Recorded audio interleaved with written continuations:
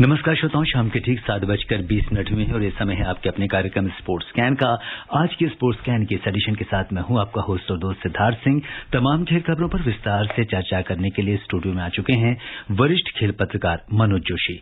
Manoj, sports scan कार्यक्रम में आपका स्वागत है। धन्यवाद। सबसे पहले अब तक की नजर स्पोर्ट्स हेडलाइंस पर। पीवी सिंधु ने स्विस ओपन बैडमिंटन टूर्नामेंट के महिला सिंगल्स का खिताब जीत लिया है। एचएस प्रणय को पुरुष सिंगल्स के उप विजेता से संतोष करना पड़ा। आईपीएल क्रिकेट टूर्नामेंट के पहले मैच में दिल्ली कैपिटल्स ने मुंबई इंडियंस को 4 विकेट से हराया। दूसरे मैच में पंजाब किंग्स ने टॉस जीतकर पहले गेंदबाजी करने का फैसला किया। क्राइस्टचर्च में महिला विश्व कप क्रिकेट में आज दक्षिण अफ्रीका ने भारत को 3 विकेट से हरा दिया और सेमीफाइनल में ऑस्ट्रेलिया का सामना वेस्टइंडीज से और दक्षिण अफ्रीका का सामना इंग्लैंड से होगा। और सबसे पहले बात करते हैं आईपीएल क्रिकेट की, जिसमें पहले मैच में दिल्ली कैपिटल्स ने मुंबई इंडियंस को 4 विकेट से हरा दिया है। इससे पहले मुंबई इंडियंस ने दिल्ली कैपिटल्स को जीत के लिए 178 रन का लक्ष्य दिया था, जिसे आसानी से पूरा कर लिया। क्या कुछ कहेंगे मनोज इसके बारे में? देखिए, निश्चित तौर पर दिल्ली बधाई की पात्र है और जो आखिरी ओवरों में जो कुछ प्रदर्शन देखने को मिला, खासकर ललित यादव के बल्ले से और साथ में अक्षर पटेल, जिन्हें 222 की स्ट्राइक रेट से बल्लेबाजी करते हुए देखना बहुत अच्छा लगा।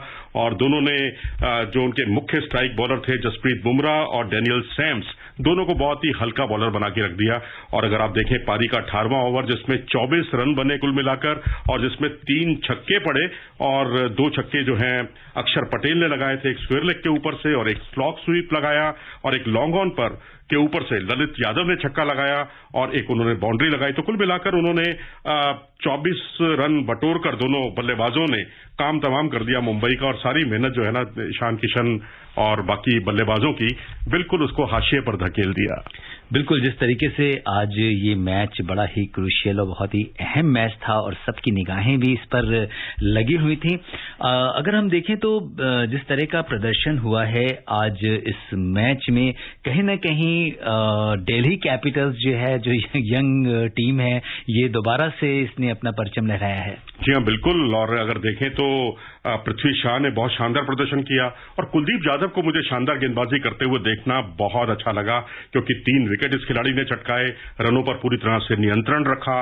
और जिस तरह से इन्होंने रोहित शर्मा, अनमोल प्रीत सिंह और किरण पोलार्ड के विकेट चटकाए हैं जल्दी जल्दी, उससे जो है टीम मुंबई की काफी दबाव में आ गई थी। ईशान किशन ने जरूर आखिर तक बल्लेबाजी करते हुए एक सम्मानजनक स्कोर तक अपनी टीम को पहुंचाया, लेकिन उसके बाद का काम जो जिस तरीके से आज पृथ्वी शाह ने, फिर उसके बाद ललित यादव हालांकि आज रन बॉल खेल रहे थे, बिल्कुल शीट एंकर वाली रोल में थे, लेकिन जब मौका पड़ा तो मौके पर उन्होंने चौका भी लगाया। और यही उनके खेल की सबसे बड़ी विशेषता है। दिल्ली के श्रद्धानंद कॉलेज से ताल्लुक रखते हैं, बहुत ज्यादा उनका लंबा करियर नहीं है, लेकिन अंत तक आप जिताकर अपनी टीम को लौटते हैं तो उसका मजा कुछ और ही होता है। बिल्कुल। और अगर हम देखें तो पहले मुंबई इंडियंस ने 5 विकेट के नुकसान पर 177 रन बनाए। इसके बाद दिल्ली कैपिटल्स ने 18 ओवर और 2 गेंद में 6 विकेट पर 179 रन बनाकर जीत हासिल की। और मुंबई की पारी पर अगर हम एक नजर डालें कि तो कप्तान रोहित शर्मा ने 32 गेंदों में 41 रन की पारी खेली। इसके अलावा ईशान किशन ने काफी शानदार प्रदर्शन किया, 48 गेंदों में 81 रन की पारी खेली और एक मजबूती मुंबई इंडियंस को देने की कोशिश करी। लेकिन अनमोल प्रीत सिंह ने 8, तिलक वर्मा ने 22, कायरन पोलार्ड ने 3 रन बनाए। इसके अलावा टिम डेविड ने 12 रन का योगदान दिया, डेनियल सैम्स ने 7 रन बनाए। तो कुल मिलाकर 5 विकेट पर 177 रन का योगदान दिया। और अगर हम गेंदबाजी की बात करें तो इसमें आज खलील अहमद ने 2 और जबकि कुलदीप यादव ने 3 विकेट लिए। दिल्ली कैपिटल्स की ओर से पृथ्वी शॉ ने शानदार शुरुआत की और 38 रन बनाए 24 गेंदों में। टिम साइफर्ट ने 21 रन बनाए। इसके अलावा ललित यादव ने आज अच्छे खेल का प्रदर्शन किया, 38 गेंदों में 48 रन की नाबाद पारी खेली। और शार्दुल ठाकुर ने 11 गेंदों पर 22 रन बनाए और अक्षर पटेल अंत तक नाबाद रहे और 17 गेंदों में 138 रन बनाए और इस तरह से 6 विकेट पर 179 रन बनाकर ये जो दिल्ली कैपिटल्स ने इस मैच को जीत लिया है। तो काफी बैलेंस्ड खेल का प्रदर्शन हुआ। एक बात मुझे और अच्छी लगी कि दिल्ली कैपिटल्स ने सिर्फ 2 विदेशी खिलाड़ियों को खिलाया है इस मैच में। कई खिलाड़ी उपलब्ध नहीं थे, लेकिन बिना इस बात की परवाह किए हुए बल्लेबाजों ने अपना काम किया, गेंदबाजों ने अपना काम किया और टिम सीफर्ट और रोमन पॉवेल यही 2 खिलाड़ी खेले हैं। अगर पिछले दिन का मैच देखें, वहां भी 3 ही खिलाड़ी खिलाए थे केकेआर ने, तो अब हम 4 खिलाड़ी नहीं खिला रहे हैं। कहीं ना कहीं बिग बैश लीग से प्रभावित होकर हमारे जो टीम प्रबंधन है तमाम टीमों का अपने खिलाड़ियों को आगे बढ़ाने में लगा हुआ है, जो बहुत अच्छी बात है, स्वागत योग्य बात है।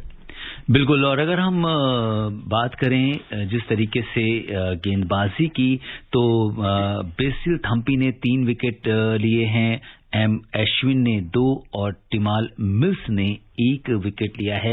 लेकिन कहीं ना कहीं आज मुंबई इंडियंस जो है, जो कि अपने ये कह सकते हैं कि होम ग्राउंड पर थी, उसको इसका फायदा, हालांकि पहले ही रोहित कह चुके थे कि इसका फायदा ज्यादा नहीं मिलेगा, और जो कि अब 2 ही जगह मैच हो रहे हैं सारे, तो कहीं ना कहीं एक निराशा जरूर हुई होगी। जी हाँ, निश्चित तौर पर। और स्पिनर्स में मुरुगन अश्विन ने जरूर प्रभावित किया। अगर मुंबई की भी बात करें, उन्होंने जिस तरह सिफर्ट को आउट किया, अपनी गुगली में फंसाया, मनदीप को तो खैर एक किस्मत थी उनकी, फुल टॉस पर विकेट मिल गया।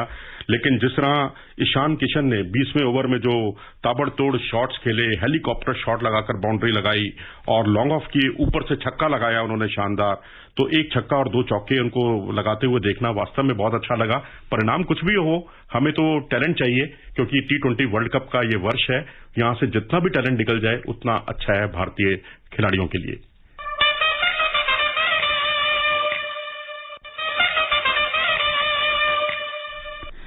और आईपीएल में इस समय सभी क्रिकेट फैंस की निगाहें अब से कुछ देर बाद मुंबई के डीवाई पाटिल स्टेडियम पर लगी हैं, जहां पंजाब किंग्स का सामना रॉयल चैलेंजर्स बेंगलुरु की टीम से होने वाला है। और आपको बता दें कि पंजाब किंग्स ने टॉस जीतकर पहले गेंदबाजी करने का फैसला किया है। आइए सुनते हैं इस मैच पर स्पोर्ट्स डेस्क की ये रिपोर्ट।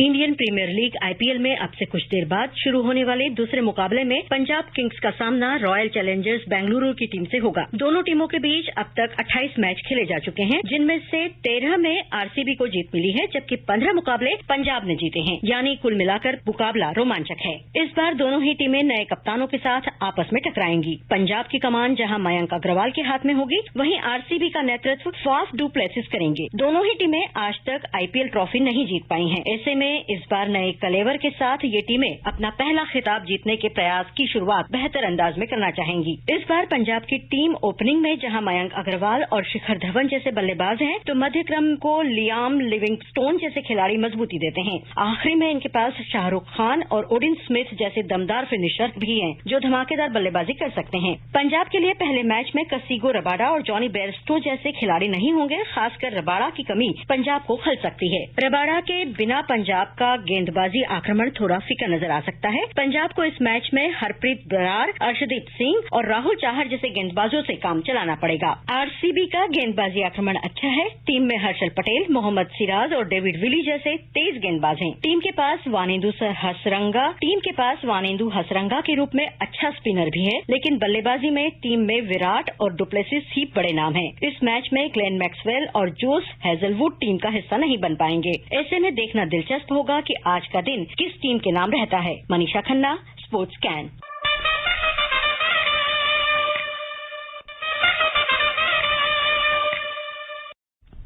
जी हां, अब चंद सेकंड बचे हैं मैच शुरू होने में, और अगर हम देखें तो पंजाब किंग्स के लिए विकेट कीपिंग का भार संभालेंगे भानुका राजपाक्षा, तो वहीं आरसीबी ने महिमाल लोमरेर की जगह आकाशदीप को एकादश में स्थान दिया है। और कहीं ना कहीं जो है अभी फिलहाल पंजाब किंग्स ने जो टॉस जीता है और पहले गेंदबाजी करने का निर्णय लिया है।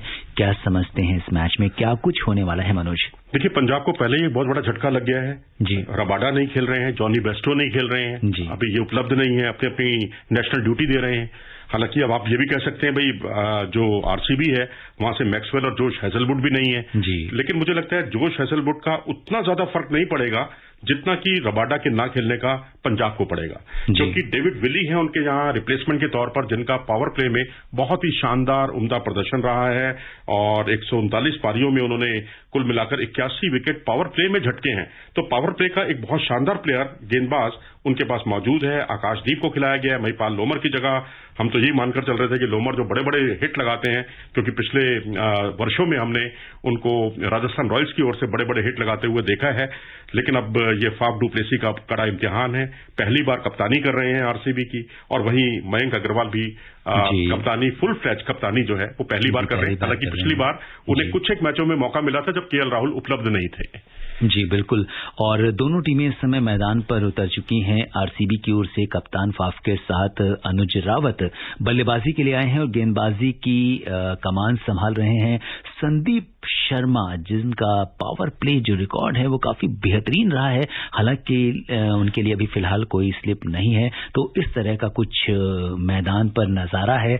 और क्या कुछ, क्योंकि अभी एक मैच खत्म हुआ है और दूसरा मैच शुरू हुआ है, बैक टू बैक हम ये कह सकते हैं कि दोनों मैच हुए हैं आज और दूसरा मैच चल रहा है। तो कहीं ना कहीं आज लोग अपने जो फैंस मैदान में नहीं जा सकें, क्योंकि 25% दर्शकों की क्षमता के साथ ये मैच खेले जा रहे हैं। तो जो लोग मैदान में इस इवेंट का हिस्सा नहीं बने हैं, वो अपने घर में अपने टीवी सेट पर और हमारे कार्यक्रम के माध्यम से इसकी जानकारी प्राप्त कर रहे हैं। चलिए, हमारे कार्यक्रम के माध्यम से सही या फिर टीवी के माध्यम से सही या फिर 25% वो भाग्यशाली दर्शक जो वहां मौजूद हैं, उन सबको आश्चर्य इस बात का जरूर हुआ होगा कि विराट कोहली ओपन क्यों नहीं कर रहे हैं। और उसकी बड़ी वजह यह है कि संदीप शर्मा सामने है भाई, और जो उन्हें कई बार 7 बार आउट कर चुके हैं आईपीएल में। और जब संदीप शर्मा आते हैं, हालांकि बहुत औसत दर्जे का उनका प्रदर्शन रहा है आईपीएल में, लेकिन विराट कोहली आते हैं तो पता नहीं उनके अंदर कहां से स्फूर्ति आ जाती है, और विराट भी उनके सामने गलतियों पर गलतियां करते चले जाते हैं। और शायद ये वजह हो सकती है कि उन्होंने अपनी जो दिल्ली में वेस्ट दिल्ली एकेडमी है, उसके एक होनहार खिलाड़ी विकेटकीपर बल्लेबाज हैं अनुज रावत, उनको ओपनर के तौर पर उतारा है। बिल्कुल, और दोनों ही टीमें अपने अनुभवी खिलाड़ियों को मिस कर रही हैं। जॉनी बेयरस्टो और कागिसो रबाडा इस मैच में पंजाब का प्रतिनिधित्व नहीं कर रहे हैं। वहीं आरसीबी के लिए ग्लेन मैक्सवेल, जोश हेजलवुड और जेसन बेहरनडॉर्फ की ऑस्ट्रेलिया तिकड़ी इस मैच में मौजूद नहीं है। तो ये देखना दिलचस्प होगा कि अपने अहम खिलाड़ियों की अनुपस्थिति में किस टीम का पलड़ा भारी रहता है। तो ये तो बात थी आईपीएल की। और अब बात करते हैं महिला क्रिकेट की। क्राइस्टचर्च में महिला विश्व कप क्रिकेट में आज दक्षिण अफ्रीका ने भारत को 3 विकेट से हरा दिया है। इस हार के साथ ही भारत का विश्व कप क्रिकेट में सफर समाप्त हो गया। आज टॉस जीतकर भारत ने पहले बल्लेबाजी करने का फैसला किया और 7 विकेट पर 274 रन बनाए। दक्षिण अफ्रीका ने निर्धारित 50 ओवर में 7 विकेट पर 275 रन बनाकर मैच जीतकर सेमीफाइनल में प्रवेश कर लिया। और दक्षिण अफ्रीका की मिनॉन डुप्री ने 63 गेंद में 52 रन की शानदार पारी खेली और उन्हें प्लेयर ऑफ द मैच चुना गया।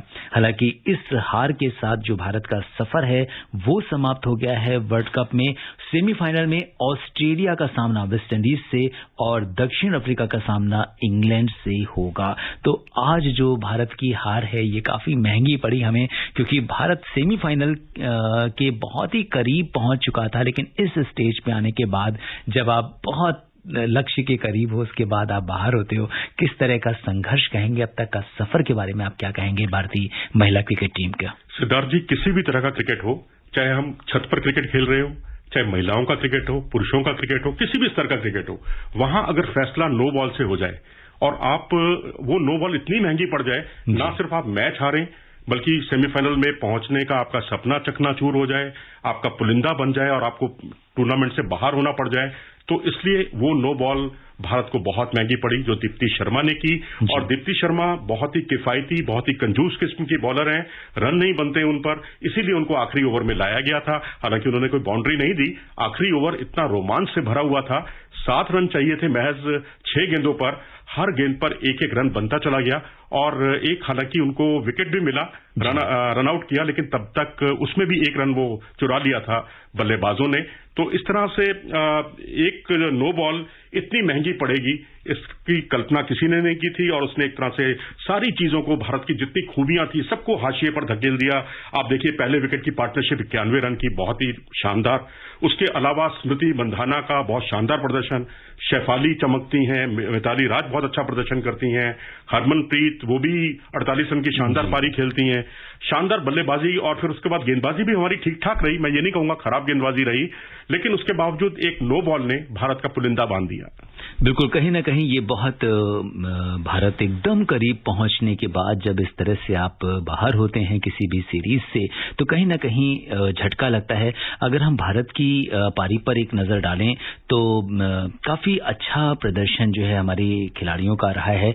और अगर इसमें हम देखें तो सबसे पहले स्मृति मंधाना की बात करेंगे, 84 गेंद में 71 रन बनाए हैं। शेफाली वर्मा ने 53 रन की पारी खेली, हालांकि वो रन आउट हुई। इसके अलावा यास्तिका भाटिया ने आज कुछ खास प्रदर्शन नहीं किया, 2 रन ही बना पाई। मिताली राज ने आज अच्छा प्रदर्शन किया, 68 रन की पारी खेली। और साथ में हरमनप्रीत कौर ने 57 गेंद में 48 रन बनाए। तो ओवरऑल अगर 274 रन का हम स्कोर देखें तो स्कोर भी ठीक ठाक सा था, बट एक कहीं न कहीं एक जो आपने बोला कि जो एक बॉल भी कभी बहुत भारी पड़ जाती है, इस तरह का जब एक नो बॉल ने जो है भारत की जो एंट्री में नो डाल दिया। बिल्कुल, और इसलिए एक एक गेंद का महत्व होता है। आप वाइड गेंद करते हैं उसका महत्व होता है, क्योंकि ना सिर्फ आप एक अतिरिक्त रन दे रहे हैं, नो बॉल पर एक अतिरिक्त रन दे रहे हैं, और बल्कि एक रन भी जा रहा है और आपको एक अतिरिक्त बॉल भी दे जा रही है। उस बॉल पर छक्का भी पड़ सकता है। तो आप इससे अंदाजा लगा सकते हैं कि अगर आपने एक छक्का खाया और उसके अलावा अगली गेंद पर वो नो बॉल थी और फिर एक अगली गेंद पर एक और छक्का पड़ गया, तो एक गेंद पर 12 रन माने जाएंगे। जी बिल्कुल। तो अब हमारी नजर सेमीफाइनल पर रहेगी, जिसमें ऑस्ट्रेलिया का सामना वेस्ट इंडीज से और दक्षिण अफ्रीका का सामना इंग्लैंड से होगा। और कहीं से निराशा तो कहीं आशा वाली बात होती है। पीवी सिंधु ने स्विस ओपन बैडमिंटन टूर्नामेंट के महिला सिंगल्स का खिताब देश के नाम किया है। आज फाइनल मुकाबले में उन्होंने थाईलैंड की बुसनान ओंगबाम रुंगफान को 21-16, 21-8 से हराकर खिताब अपने नाम किया। ये सिंधु का वर्ष का दूसरा खिताब है। उन्होंने जनवरी में सैयद मोदी इंडिया इंटरनेशनल का खिताब जीता था।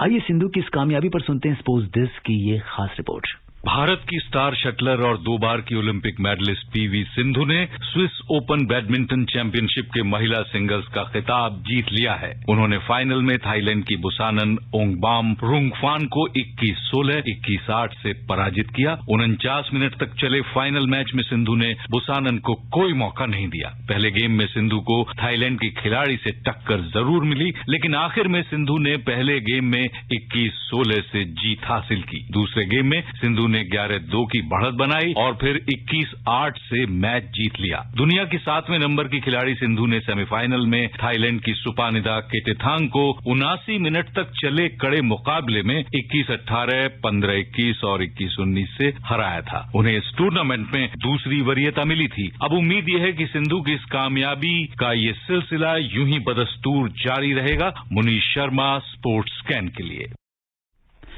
जी हां, और इसके साथ ही पुरुष सिंगल्स के फाइनल में एचएस प्रणय को इंडोनेशिया के जोनाथन क्रिस्टी से 12-21, 18-21 से हार का सामना करना पड़ा है। तो सबसे पहले बात करते हैं पीवी सिंधु ने जिस तरीके से आज खिताब जीता है। मनोज, क्या कुछ कहेंगे आप? देखिए, ओलंपिक के बाद उनसे, ओलंपिक पदक के बाद काफी उम्मीदें बढ़ गई थी उनसे, और उन्होंने निराश भी नहीं किया, क्योंकि सैयद मोदी टूर्नामेंट जो पहले जीता, अब उसमें एक खिताब और जोड़ दिया। तो इस तरह से 2 खिताब उनके नाम रहे और बड़े स्मैश उन्होंने लगाए। बड़े मैच में बड़े स्मैश देखने में बहुत अच्छा लगता है, और अपनी विपक्षी को अनफोर्स्ड एरर्स यानी गलतियां करने के लिए मजबूर कर दिया उन्होंने। तो अपनी जो उनकी रीच है, ऊंची कदकाठी है, उसका वो भरपूर फायदा उठा रही हैं। और अगर रिकॉर्ड देखेंगे हम तो दोनों के बीच में 16 मुकाबले जीते हैं, 16वां मुकाबला, और महज एक मुकाबला इस खिलाड़ी से, बुसानन से, वो हारी हैं। तो जाहिर सी बात है कि अब पुरुषों के मुकाबले में मैं कहूंगा कि यहां जीतना चाहिए था हमारे खिलाड़ी को, क्योंकि जोनाथन जो है पहले भी हरा चुके हैं किदाम्बी श्रीकांत को और एशियाई खेलों के स्वर्ण पदक विजेता भी हैं। बिल्कुल, और समय अनुमति नहीं दे रहा कि हम कुछ और खेल खबरों पर चर्चा करें। मनोज, आप हमारे स्टूडियो में आए, तमाम खेल खबरों पर विशेषज्ञ राय साझा करने के लिए आपका बहुत बहुत धन्यवाद और आभार। धन्यवाद। श्रोताओं, इसी के साथ मुझे यानी सिद्धार्थ को दीजिए अनुमति। नमस्कार।